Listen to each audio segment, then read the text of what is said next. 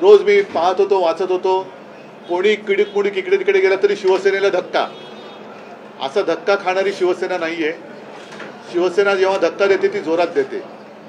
आणि म्हणून मी आज यांचं अभिनंदन एवढ्यासाठी केलं की एकतर्फी सगळा प्रवाह चालला आहे की काय असं देशात वातावरण असताना सत्ताधारी पक्षातून उद्या जो सत्ताधारी पक्ष होणार आहे तो सत्ताधारी पक्ष व्हावा, सत्ता बदल व्हावा. राजकारणामध्ये सुद्धा बदल गरजेचा असतो आणि त्याच्यामध्ये खास करून आम्ही जे काही लढतो आहोत ते जनतेसाठी लढतो आहोत. मी परवाच्या दिल्लीच्या मीटिंगमध्ये जे काही थोडं बोललो त्यामध्ये मी जे सांगितलं होतं तेच पुन्हा बोलतो.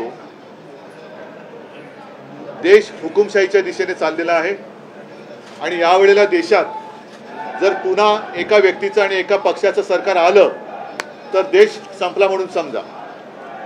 वापरा आणि फेकून द्या ही एक भारतीय जनता पक्षाची जी वृत्ती आहे तिचा फटका आम्हाला तर बघितला, आम्ही पाहिला, आम्ही त्याच्या विरुद्ध लढायला उभे राहिलो.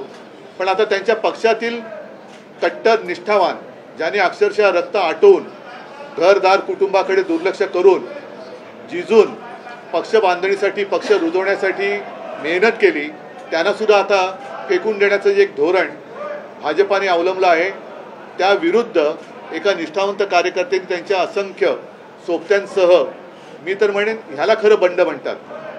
कारण आमच्याकडे जे झालं ती गद्दारी होती. त्यांना सगळेजण संपूर्ण जग हे खोकेबाज म्हणतं, पण गद्दारी आणि बंडखोरी ह्यातला जो फरक आहे तो उन्मेष तुम्ही आणि करण आपण सगळ्यांनी देशाला दाखवून दिलेला आहे.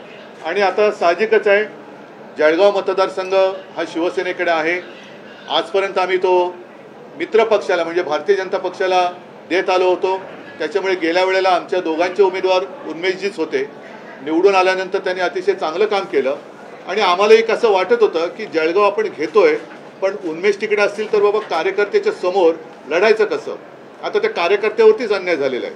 केवळ त्यांना काहीतरी हवं आहे म्हणून ते आलेलं नाही, तर मला काहीतरी करण्याची जी इच्छा आहे ती मी इकडे करू शकत नाही आणि संपूर्ण वेगळ्या दिशेने आपला पहिला पक्ष चाललेला आहे त्यांना जाणवल्यानंतर आज ते शिवसेनेत आलेले आहेत. म्हणून मी त्यांचं स्वागत करतो आणि बाकी एकूण काही प्रश्न असतील तुम्ही विचारा. दुसरी यादी कधी दुसरी 5 उमेदवारांची घोषणा झाली नाहीये, त्यापैकी काही तुम्ही आज घोषणा करणार आहात? तुम्हाला कधी करू असं वाटतं? घ्या लिहून घ्या. पहिला कोणता घेऊ? दुसरा कोणता घेऊ? ठाणे झाले ना रे.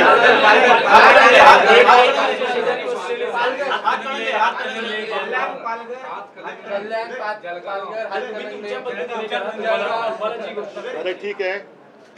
आतापर्यंत तुम्हाला कल्पना आहे की शिवसेनेचे जे एक वैशिष्ट्य आहे अनेक साधे कार्यकर्ते सारी सामान्य माणसं शिवसेनेने मोठी केली.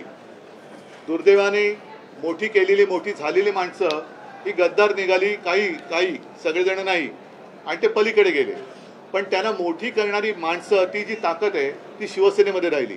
आणि म्हणून आम्ही असं ठरवलंय पुन्हा एकदा कल्याणमधून एक माझी म्हणजे शिवसेनेची कट्टर कार्यकर्ती वैशाली दरेकर ह्या उद्याच्या कल्याणच्या खासदार असतील.